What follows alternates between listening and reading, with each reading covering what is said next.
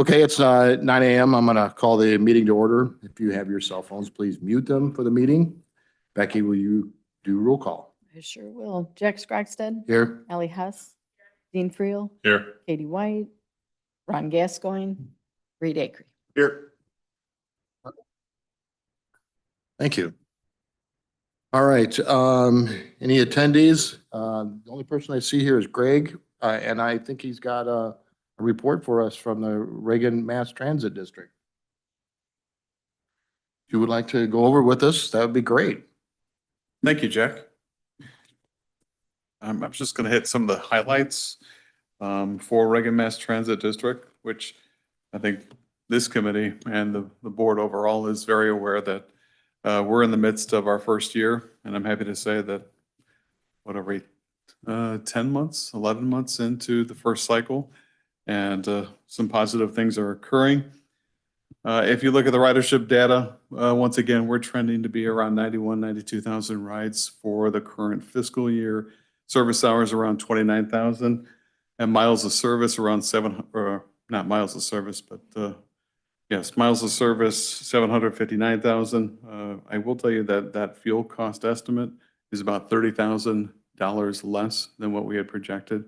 So that's a good thing in terms of fuel savings. One of the pieces that's occupying a lot of our time right now is the advent of a service contract that we have negotiated and signed with Winnebago County.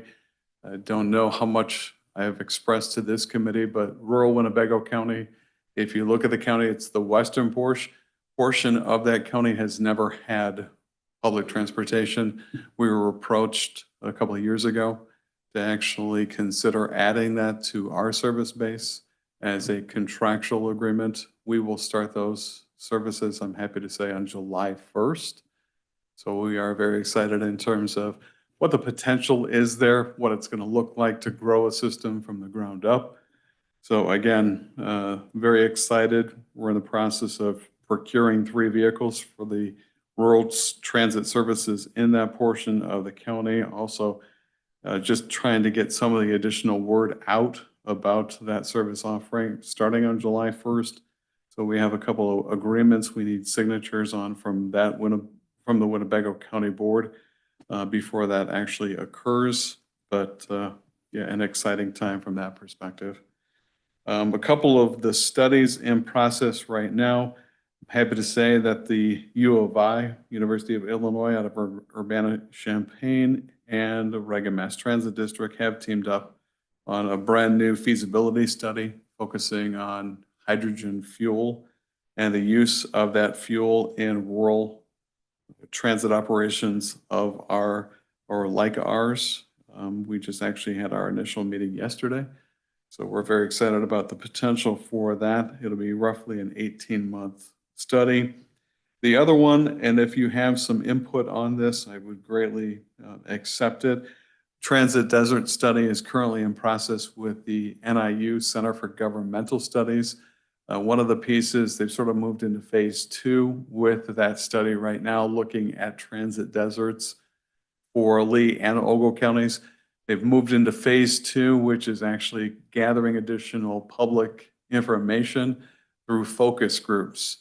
And a message that we'll have up on our social media site later today, if by no later than tomorrow, is a schedule of the focus groups, which will target seniors, veterans, and other identified populations. And it will roughly be 6 to 10 people in every focus group that the NIU group will actually be leading. And they're basically seeking, again, some feedback from the public as to where are those transit needs, what do they look like, how can we eventually, as Reagan Mass Transit District, actually meet those needs. In Lee County, I'm happy to report that later on this year, we'll be doing a very similar round of focus groups with individuals out of Ogle County. And then the last thing I have is we are doing our first golf outing as a fundraiser to support the Reagan Mass Transit District. If anybody has interest in registering, I have some brochures. Our event will be on June 19th at Lost Nation Golf Course. This is one of the pieces that we have been basically tasked with to cover some of the funding gaps that we have locally with state funding. The largest pot of funding that we receive from the state is the Downstate Operating Assistance Program. That provides 65% of the cost. We're tasked with covering the other 35%. So things of this nature will assist in covering those operational funding gaps. So unless there's any other questions, that is my report for the month. Any questions for Dean or Greg? I'm looking at Dean. Thank you very much. Yeah, and I'll take one of those brochures, by the way, too. Thank you. Thank you, Jack. Okay, we don't have any other public attendees. What's that? What's that? Yeah, he'll be in my report coming in. He's down later in the agenda. Okay, so let's approve of the minutes. If there's are no changes or corrections to the minutes from the April 15th meeting. You have a correction? Oh, okay. If there's no objections, we will let them stand as presented. It's okay. Boy, I know. I may have another drink of coffee here. Okay, transportation. David, I see you don't have any action items this week or this month. So you would just want to walk us through your report? You bet. So got a list of projects there that are to be completed this summer. As you can see, there's a couple small ones that are already completed. And we did actually start one of these this morning, the Hamilton Township HMA job, starting that this morning. Looks like June is going to be a fairly busy month in terms of the contract work. So we'll have quite a bit going on in June. That and all that total represents around $5.4 million worth of work. And when you really break it all down, about 33 individual projects to keep track of. As far as the maintenance crews go, they're kind of doing their normal thing at this point, as always. And, I always have a note on there that, we're continuing to plan for 2025 and beyond. And part of the reason that's on there is because what gets planned for somewhat dictates what the maintenance crews do, because we need to have a plan far enough ahead for the things that we're going to do, because there's certain things our maintenance crews come in and do 1, 2, 3 years before we do a construction project. So that's always kept top of mind there. A couple other things that came up after I submitted this report, I just wanted to make mention of, is we did get our cultural clearance. It's called cultural clearance on the proposed highway site. So now we have our biological clearance, we have our cultural clearance, we have our special waste clearance. So all three of those that were submitted through the ESR, environmental survey request, are now done. So that's a good deal. And still working out details on our entrances with IDOT. So that's a bit ongoing at this point. The other thing I wanted to mention is, if you recall, having the shop foreman is retiring at the end of June. We hired internally to fill that position. That position, or the guy that we hired internally was a mechanic, so now we're looking for a mechanic. We've had a round of interviews on that, and appears to be very encouraging at this point. So happy about that. So we will most likely make an offer here in the next weekish on that. So if we get an acceptance, that'll be awesome, because we got a couple very good candidates out there. So very pleased about that. Awesome. Any I questions? think Go that's ahead. about it. Yep. Any questions for Dave? All right, Dave, thank you. All right, next one, Jennifer Boyd, Assessor's Office. Do you want to walk us through your report, Jennifer? Good morning. So the first thing in my report is just informational for this committee, but we do have reappointments going to Executive Committee this month. For Board of Review, we have Lori Urbis and Cole Olson that will be reappointed. They've both served previous terms, and it's 2-year terms, so they need reappointed this year. And for our Farmland Assessment Review Committee, we have James Burke that's been on the review committee for several years, and his 2-year term needs reappointed. So those will go through executive committee to go to full board this month. So we have that happening. We have, in our office, we have new data collectors in the field that were just hired last month. They've started working in the field on the 2025 task list. So much of my time this month has been working on, invested in making sure they have the proper tools and understanding of our needs to work efficiently and successfully in the field. So a lot of training has gone on with the new data collectors. Part of the data collector training included Sammy and the GIS department spending time with them using the Quick Capture app. So this is the first year that we have completely used this application on a smartphone or tablet to take the pictures and relate them back to the map instead of using a digital camera of some sort. To date, they have not picked up a camera to take any of their pictures. They've solely used their smartphones to do this, and it's been working out incredibly well to make the process more efficient. Some of the task lists have already been turned back into our office for processing, and the data collectors seem to have a good idea of what our needs are for the collections and the photos and data that we're asking for.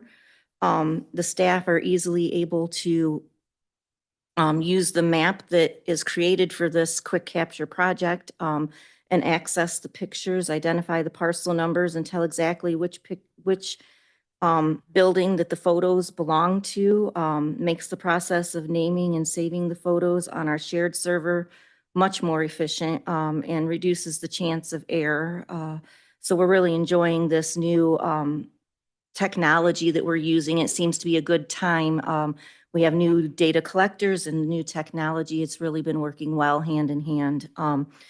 In the GIS department, Sammy's not able to join us today, but he did turn in a report with more details. But in the GIS department, we've been working with Esri regarding expanding our licenses. We're still working on the plan to upgrade to ArcGIS Pro in the assessment office and Parcel Fabric overall in GIS in the near future. So again, Sammy has a report that was turned into your onboard packet with a little bit more detail of happenings in the GIS office. So is there any questions? Any questions for Jennifer? Thank you, Jennifer. All right, thank you. Okay, County Board, Jeremy, would you like to walk us through, share the committee with things going on the county board? Yeah, sure. Recently, Lee County just resubmitted our community project funding request to Congressman LaHood's office for the Highway Department's new facility. That's a $4.9 million request. What the Congressman is doing is he is resubmitting all the requests from last year due to the way that the budget cycle landed for this fiscal. So we still have a great shot. All of our requirements and criteria were met, and his office in DC has worked with us on the resubmittal, and they're still very much in favor of supporting us. That being said, not going to hold our breath, just with how the current climate is, and we'll see where it's at. But we do appreciate the Congressman's support. It's a big deal for us, and he understands that his support goes a long way. So we're appreciative of that. An update on BEAD.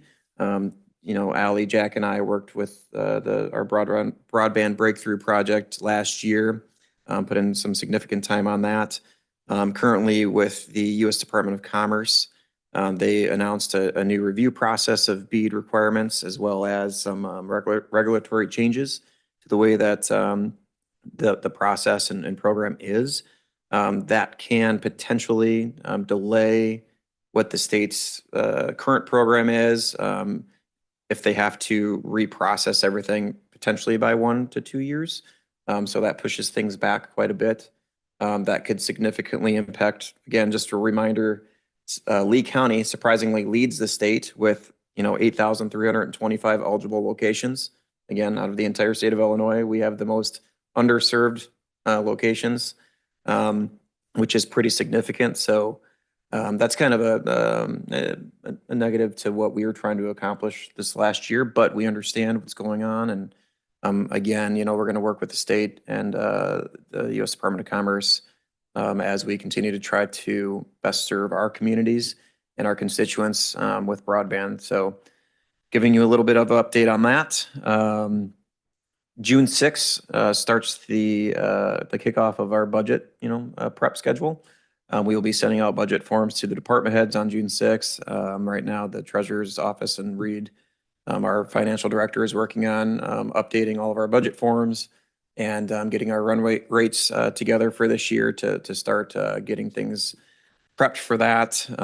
It's crazy how quickly time flies, and it feels like you finish one budget and you're off to the next. So we're really excited about that. I'm sure all the department heads are as well.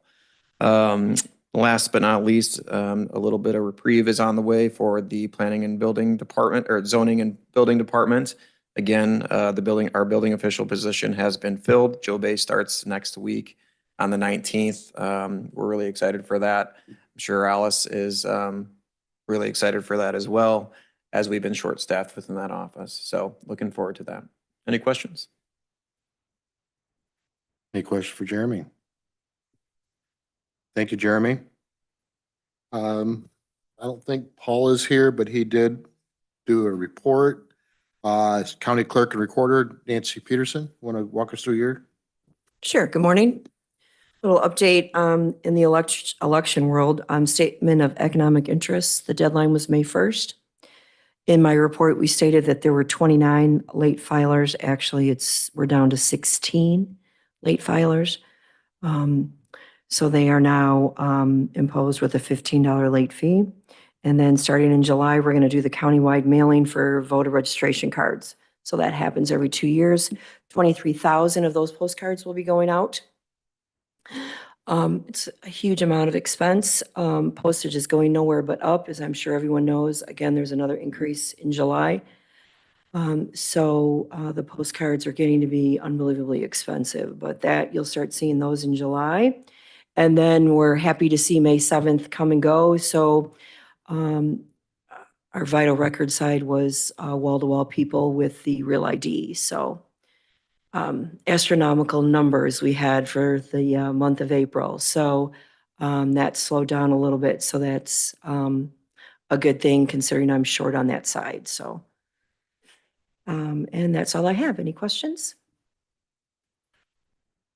So I was going to ask a question and I just totally lost it, but anybody else have a question while I'm thinking of what I was going to say? Nope, I can't think of it now, but thank you, Nancy.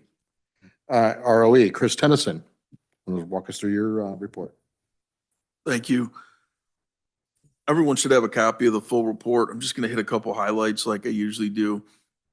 On the first page, this was a huge deal for our office when the state of Illinois suggested these education pathways 5 years ago, that schools look at more and try and get high schoolers to start on a career they might be interested in and actually have them graduate with some college credits done towards that area they're interested in. We jumped in with SAWC with both feet 5 years ago. We've been working hard on this, and 4 years ago, our pathway team was working with 4 schools out of our 24. Now we have 16 districts that we're working with on pathways. 4 years ago, our team was focused on that education pathway because of the teacher shortage. As of today, our schools now have pathways in education, health sciences, which is mainly for nursing, manufacturing, and agriculture, and we're working on an IT pathway for next year. I remember our first year when we had our graduation, we had 4 students graduate with the education pathway endorsement, and we just had our graduation ceremony out at SAWC. We had 41 students that are graduating with an education endorsement that are interested in being teachers, and most of them that I talked to are interested in staying in this area. So that's awesome news for the Sauk Valley area, that this program continues to grow, and we'll continue to work hard at that. I've gotten asked a lot of questions about how the federal funding cuts are affecting our office. They are affecting a lot of the ROEs in 2 areas. The state was providing money for social emotional work with students across the state. that funding immediately stopped. And then also they were providing us with some money for instructional coaches in math and English for our schools, and that money's frozen right now. However, I'm happy to say Angie Garza, who's our Director of Professional Learning and Educational Services, just does an amazing job. When we hire people, we cross-train them across all our grants, and we never pay anyone out of one specific grant. So even though the funding freeze affected 3 of our employees, it's not affecting them to the point where they're going to lose their job. They're still working in other grants, and we move some stuff around.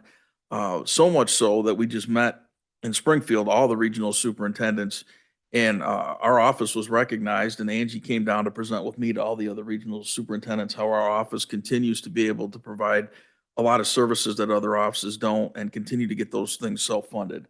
And it was a big moment for Angie and I, because we presented to all the other regional offices, and they learned a lot from us. And I think they're going to start to take some of the things we do. So it's not ideal right now. Most of you know the state of Illinois suing the federal government.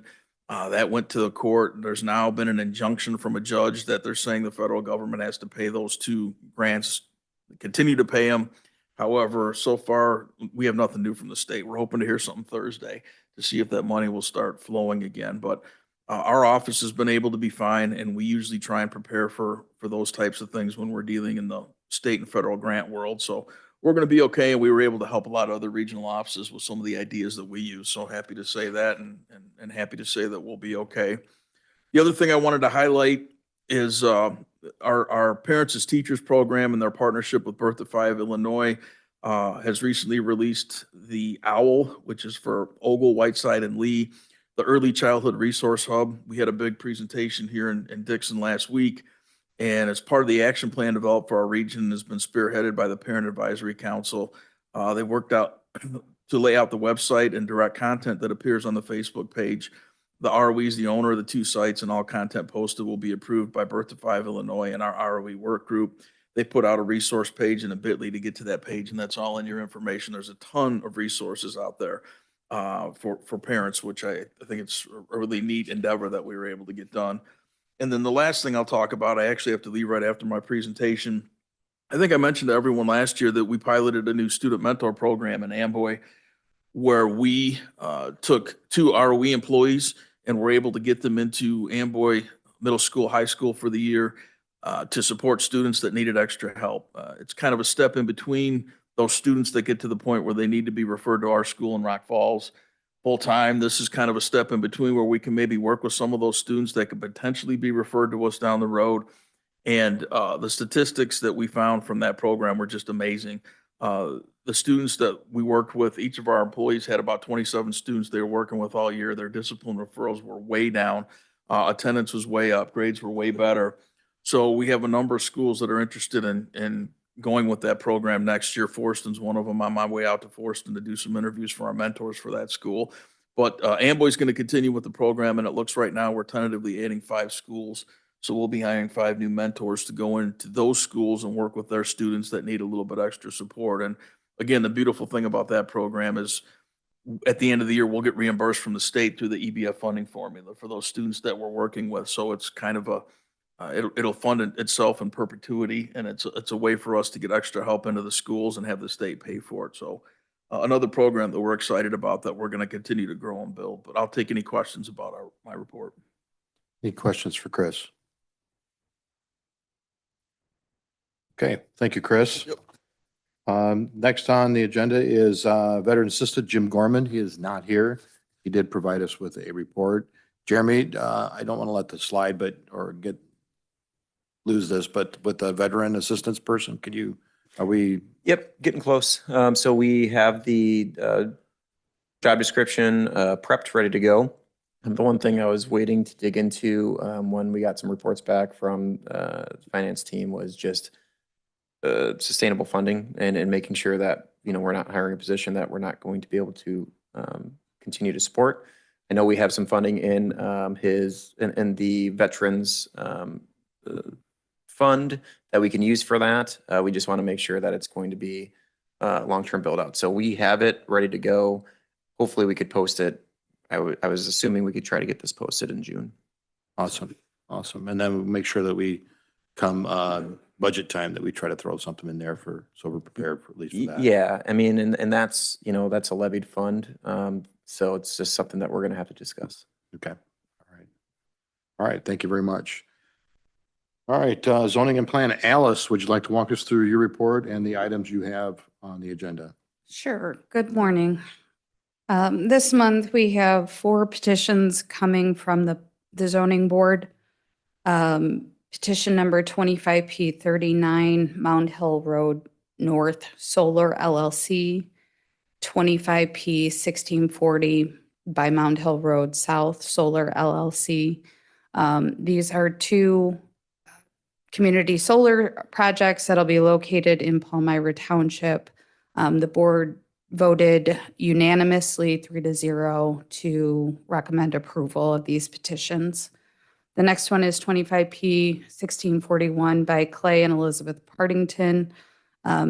They own an industrial zone property. They're looking to place mini storage on that parcel. It does require a special use permit. The zoning board voted 3-0 to recommend approval of this petition to the county board. The next petition is 25P1645 by Compton Community Fire Protection District. They are looking to build a new fire department. They currently own 2 parcels. Because the parcels are in different taxing districts, they are unable to combine them. But in order to be able to build, they were required to get a variance. The board voted 3-0 in favor of approving this petition. Going to the Zoning Board of Appeals next month, we have petition number 25P1646 by Grace Fellowship Church in Sublette. This is an existing operating church. Currently, under our code, it requires a special use in the residential district for a church. They currently do not have a special use. They are looking to add a parish hall to their property. So in order to do so, they have to become compliant, which would require them getting this special use permit. Actions coming from the Planning Commission. We have petition number 25PC79. This is a text amendment for a technology overlay district. The Planning Commission voted 4-0 in favor of recommending approval of this petition. We have nothing going to planning next month. And other items, as Jeremy mentioned, Joe Bay will be starting next week. My office has been running short staff, so we're just trying to keep up with everything going on. So I hope to have more to report in the future. We did issue 20 building permits last month and collected over $3,000 in fees. And we are still in the hunt for a zoning hearing officer. So that petition still is pending. I have nothing else. Any questions for Alice? And when you say we, you mean you. Yes. I just wanted to point that out. So thank you, Alice, for everything that you're doing. So no questions for her, and then let's just go dig right into, we'll start with the one petition going to the Zoning Board of Appeals. And then is there a motion to move petition number 25P1646 to the Executive Committee for inclusion on the May County Board agenda? First by Reed Acree, seconded by Dean Frio. Any discussion on that? No discussion. All those in favor signify by saying aye. Aye. All opposed, the same. Motion carried. All right, so we have 4 petitions coming from the Zoning Board of Appeals. Is there a motion to move petition number 25P1639 to the Executive Committee for inclusion on the May County Board agenda? First by Dean Frio, seconded by Ellie Huss. Any discussion on that? No discussion on that. All those in favor signify by saying aye. Aye. All opposed, same. Motion carried. Petition number 25P, is there a motion to move petition number 25P1640 to the Executive Committee for inclusion on the May County Board agenda? First by Dean Frio, seconded by Ellie Huss. Any discussion? No discussion. All those in favor signify by saying aye. Aye. All opposed, the same. Motion carried. All right, is there a motion to move petition 25P 1641 to the Executive Committee for inclusion on the May County Board agenda? First by Dean Frail, seconded by Rita Acree. Any discussion on that? No discussion. All those in favor signify by saying aye. Aye. All opposed, motion carried. Is there a motion to move petition number 25P 1645, the Executive Committee for inclusion on the May County Board agenda? First by Dean Frail, seconded by Rita Acree. Any discussion on that? No discussion. All those in favor signify by saying aye. Aye. All opposed, the same. Motion carried. All right, there are no petitions going to the Planning Commission. However, there is one petition coming from the Planning Commission. Is there a motion to move petition 25P 79 to the Executive Committee to lay over on the May County Board agenda? First by Ally Huss, seconded by Dean Friel. Any discussion on that one? No discussion. All those in favor signify by saying aye. Aye. All opposed, same. Motion carried. All right, I have no unfinished business, no new business, no executive session. Is there a motion to adjourn? First by Dean Friel, seconded by, fight over it, Ally Huss. I just had a question. Did okay. we need to do anything on the Grace Fellowship one? On the what Did again? we get that one covered? Okay, all right. Thank you. Okay. No All question. right, hey, no questions. Seconded by Ally Huss, I believe it was. All those in favor for adjourning? Aye. Aye. Motion carried. My meeting's adjourned. Thank you.